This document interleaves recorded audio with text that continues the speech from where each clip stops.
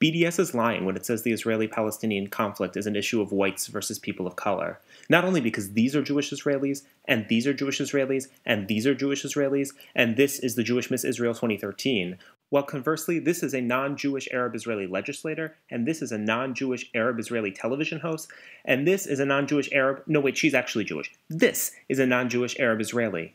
But mostly because racial analysis makes no sense in the context of a national conflict between Jews and Arabs.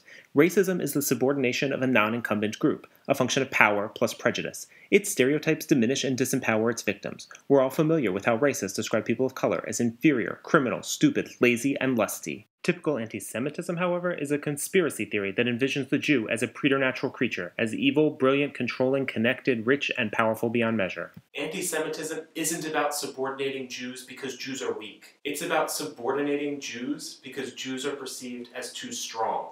The result is that a racial analysis is not only unsuited to analyzing the very real threats of anti-Semitism, racial analysis diminishes and belittles them. BDS talks about Jewish colonial government structures that are overwhelmingly and powerfully oppressive, blames all of the Palestinians' problems on those Jewish structures, and insists that the only acceptable solution is to eliminate those structures.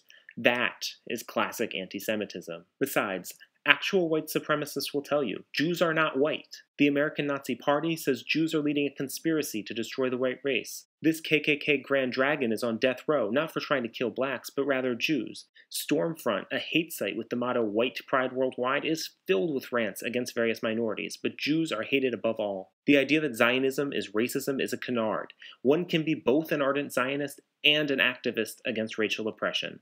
Just ask Rabbi Jonathan Sacks, President Barack Obama, Rabbi Abraham Joshua Heschel, Congressman John Lewis, and Rabbi Susan Tauf. We absolutely need to fight racism, whether in Israel, Germany, or the United States. What we must never do is replace one form of prejudice with another.